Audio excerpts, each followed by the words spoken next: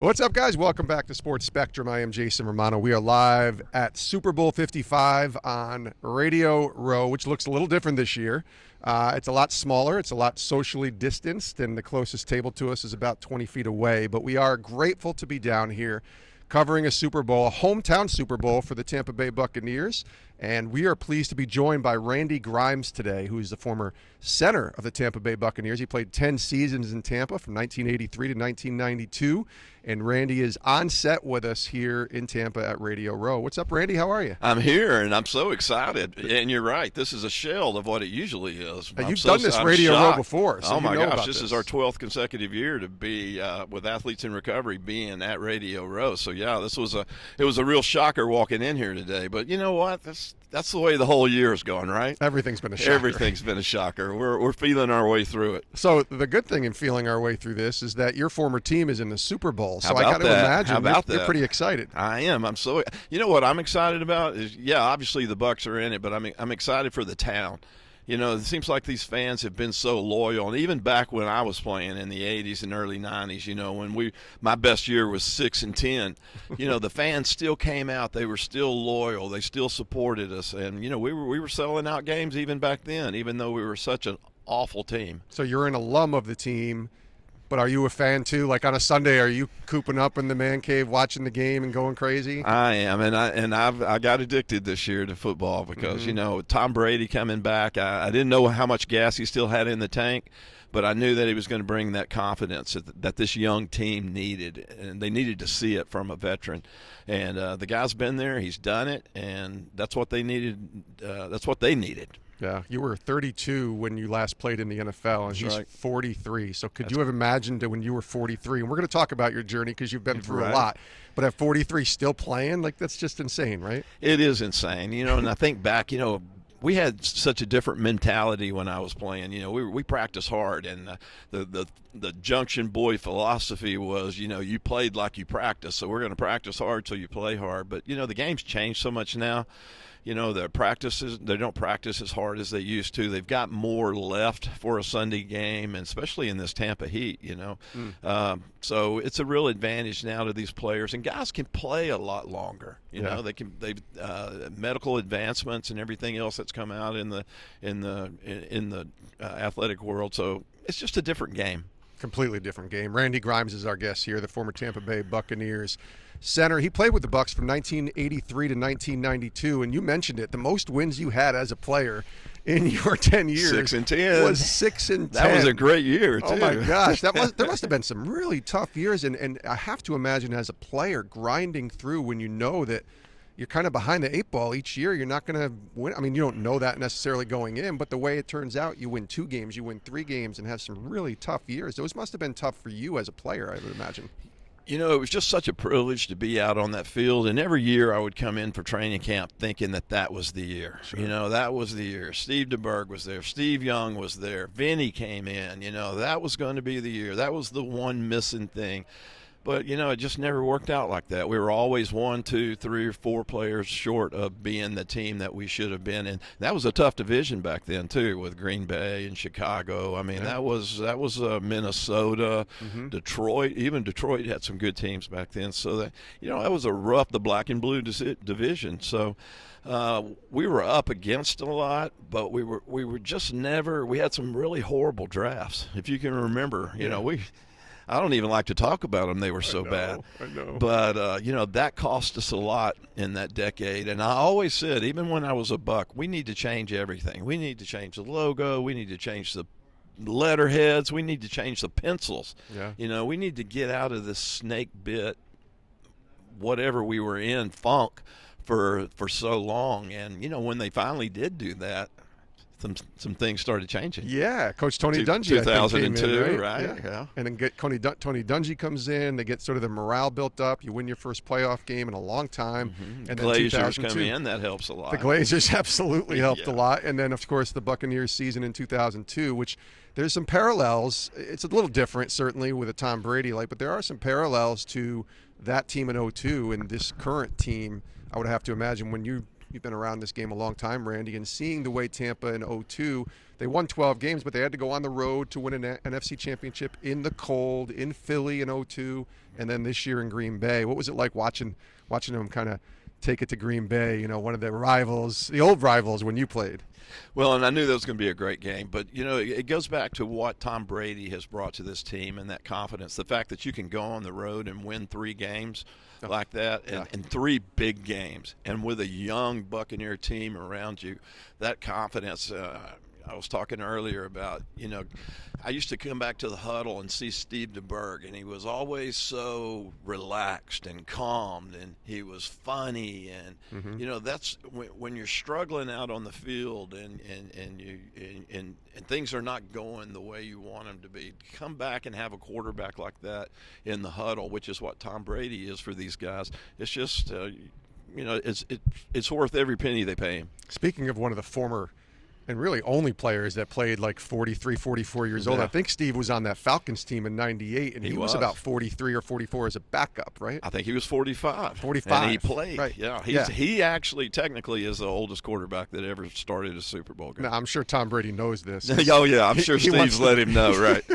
And Steve's let everybody know. I'm playing until I break that record. Right. That's funny. Randy Grimes is joining us. I know after football was over, that's when some real struggles kind of kicked in, and I'd like to kind of pivot. It's always a hard pivot when you go from fun to serious, but can you kind of walk us through what it was like and those struggles that you had after you stepped away following the 92 season? And kind of, it wasn't as easy as and I know it's a struggle for a lot of players when they step away, but for you, there was some real struggles there. Yeah, well, actually, it started as a member of the Tampa Bay Buccaneers. Okay. I was that guy willing to do whatever I had to stay out on the field, and that meant taking handfuls of pain pills to get through practice, to get through games, and taking handfuls of sleeping pills at night to get through the throbbing, or get to sleep through the throbbing pain. So it actually started there, and it was just I justified it so easy back then. I wanted to be the best center that ever played the game. I wanted to feed my family. I wanted to be all pro. I wanted, all the things that you and I didn't want to get that reputation as always being on the injury report either. So, I would just throw down handfuls of pain pills, keep my mouth shut, and stay in my position and work through everything that I was going through out on the field, the injuries, the chronic pain, everything that was going on. So I never expected to take that necessary evil, is what I called it back then. It was really a full-blown addiction. Yeah. I never expected to take that into my private life. And when Sam Weiss put his hand on my shoulder and said, "We won't be needing your services anymore," I didn't handle that very well. I did not. You think you're ready for that, and I'd been hurt some of that 92 season, and I knew I didn't have a chance anywhere else. And free agency was not real common back then, so I knew it was over, and I just didn't think it would ever end like that. I don't know how I thought it was going to end, but it's not like I wanted a parade or a street named after me or anything, but I just didn't think it would be with him putting a hand on my shoulder, not even looking me in the eye, just walking by and saying, "Hey, we won't be needing your services anymore." So I just kind of raked everything out of my locker into a black trash bag and walked out the back door, and Randy Grimes, the football player, didn't exist anime. And, wow. I already had a raging addiction going. Yeah. And now this on top of it was just throwing gas on a dumpster fire. So, I didn't do well the next 20-plus years. The pain just kept getting worse. The injuries kept getting worse. My tolerance to the medication kept getting higher. I needed more and more pills, and it was just a cycle of insanity for the next 20-plus years. And finally, in 2009, I put my hand up and asked for help. Of course, that was after losing jobs and cars and houses and finances and everything. That's what I was going to kind of ask you about and kind of fill in some of the color it in there a little bit. I caused a lot of devastation with my family, and for pride, ego, shame, guilt, for whatever reason, I just wouldn't put my hand up and ask for help.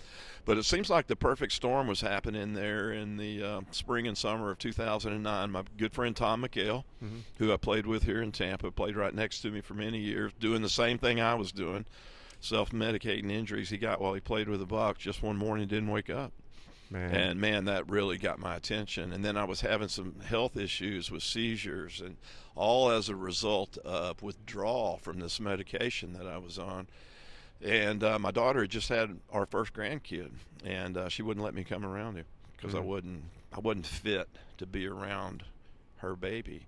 So all those things together was kind of creating my big bottom, so to speak, and I finally put my hand up and asked for help.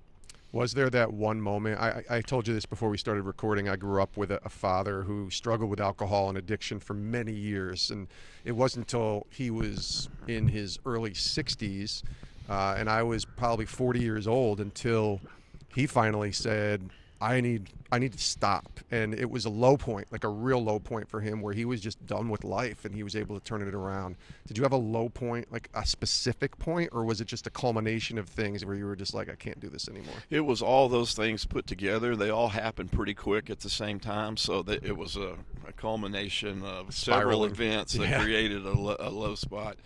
And, my wife was willing to make one more phone call for me. I just about had run her off too.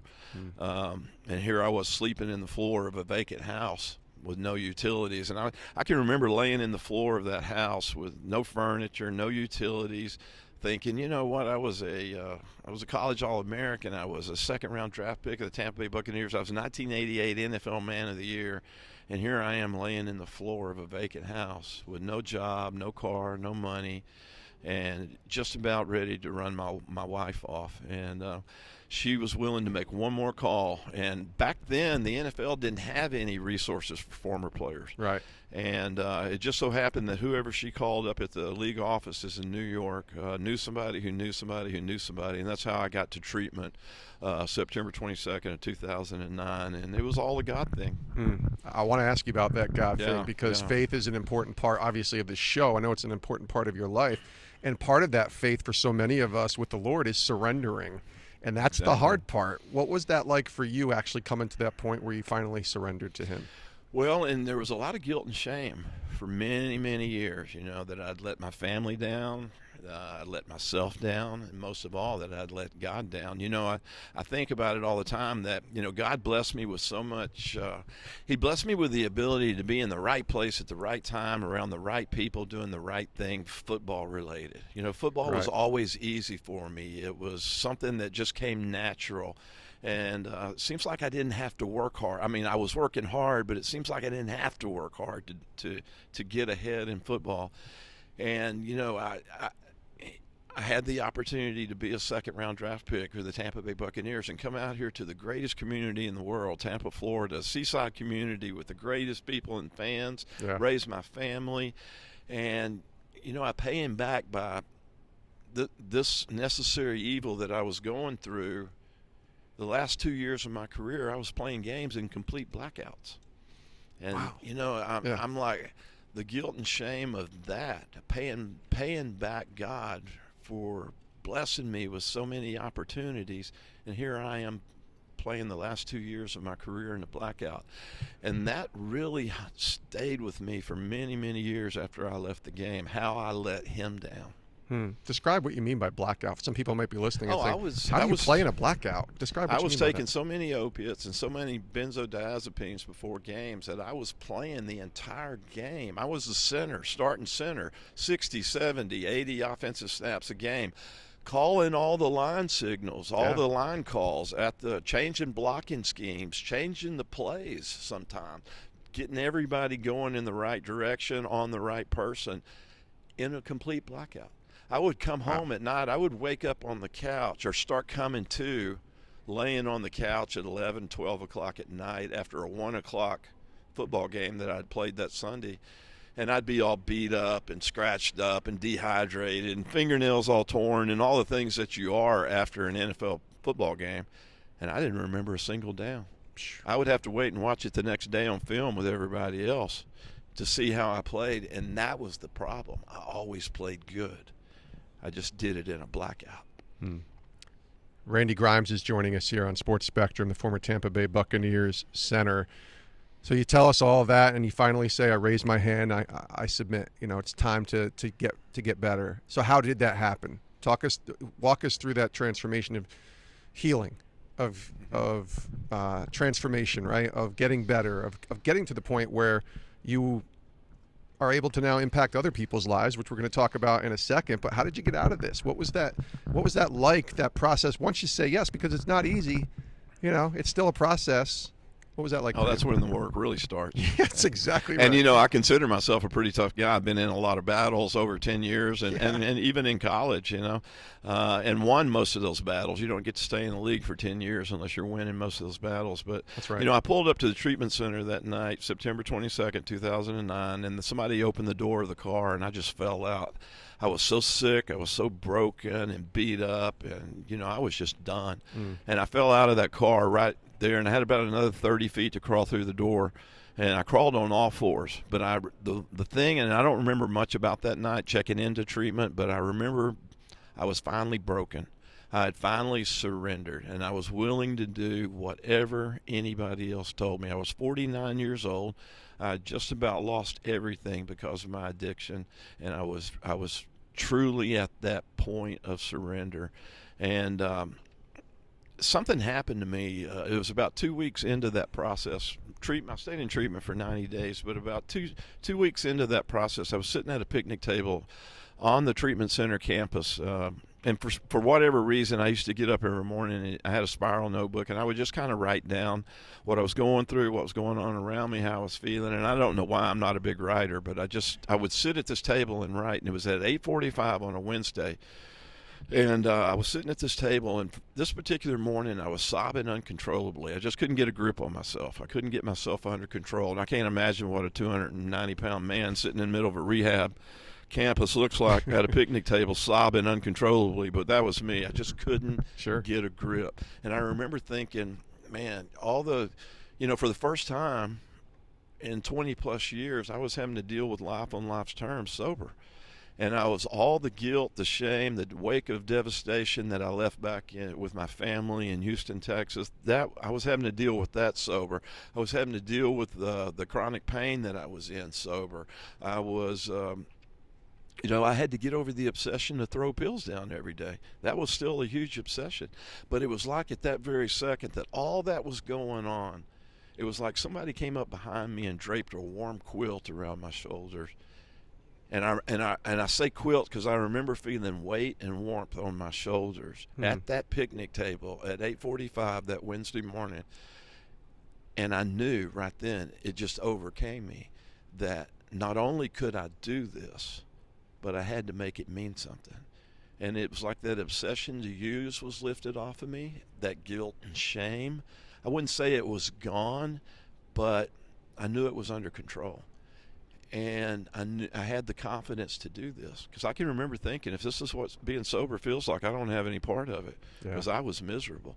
But it was all gone after that burning bush moment, that spiritual awakening that happened at that picnic table.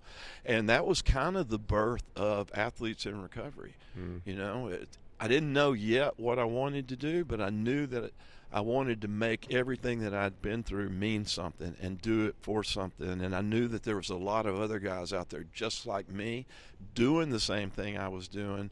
And for whatever reason, guilt, shame, ego, pride, would not put their hand up and ask for help. Or they didn't know there was resources available for former players. Yeah, Bible calls that a peace that passes and surpasses all understanding. Is that kind of what it felt to you? That's exactly what it was. Yeah, it's interesting. And it's also interesting to me that this is not just you. And because I want to talk about pro athletes in recovery in a second, because this is, I don't know how much of a common thread it is now. You can kind of allude to that in the work that you're doing. But it was a very common practice for a lot of guys that struggled, not just struggle with identity issues when they retire, like you described yourself, but struggle with addiction issues and painkillers and things like that. That was self-medicating. This is not just a Randy Grimes story. Oh, no, not at all. And I talk a lot about the trauma. We can trace trauma back to pretty much all addiction, and with the population that I work with, it's almost like I can trace it back even before that to something transitional. Even with veterans, when they don't have that uniform to put on anymore, that's a big deal. Same thing with professional football players. People ask me all the time what I miss most about football, and it's not being out on that field and playing the game. I miss the locker room. Yeah. And when we don't have that locker room anymore and that uniform to put on, we don't do very well. And that's a huge issue. And yes, there are people out there still self-medicating. That warrior mentality exists even today. Yeah, it's tough, but there is Pro Athletes in Recovery, and that's something that you were birthed and founded with your wife Lydia in 2013. Right. And God is doing some pretty cool things in your life right now. I want you to kind of take us through the idea behind Pro Athletes in Recovery, and then walk us through all of the cool things that you're doing today and where God's brought you to. Well, and like I said, Pro Athletes in Recovery started kind of at that picnic table that day, but I didn't really know what I was going to do. First, I needed to fix myself, and I spent years working on myself and peeling back all the layers of the onion and really digging into those transitional issues and the guilt and the shame and everything that I had. But I started this organization. I started working with the NFL. This is back before they had the Player Care Foundation. This was back when they were just the NFL Alumni Association. Yeah. And the NFL split that in two, had the Player Care Foundation and the NFL Alumni. And they still work together, but they're two separate organizations. But they created a foundation for guys to reach out to for resources, not just for substance abuse and mental health, but for financial needs or anything that they needed. Player Care Foundation was there for them. So Athletes in Recovery teamed up with them, and over the last decade, man, we have helped so many guys from the NFL, former players, and I know we're here talking about the NFL, but we were so successful that Major League Baseball got involved with it, NHL got involved with it, even the NBA to some degree. But we even work with former jockeys, motorsport safety guys, LPGA, the PGA, the WTA, all these people, all these former athletes, when they hang it up, they're not ready. Right. They're not ready to transition.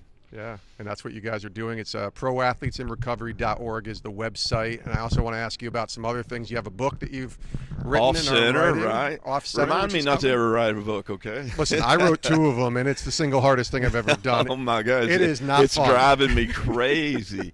But anyway, yeah, it's still at final editing, but hopefully we'll have a release this summer. It's called Off-Center. Great. And all this stuff will be in there.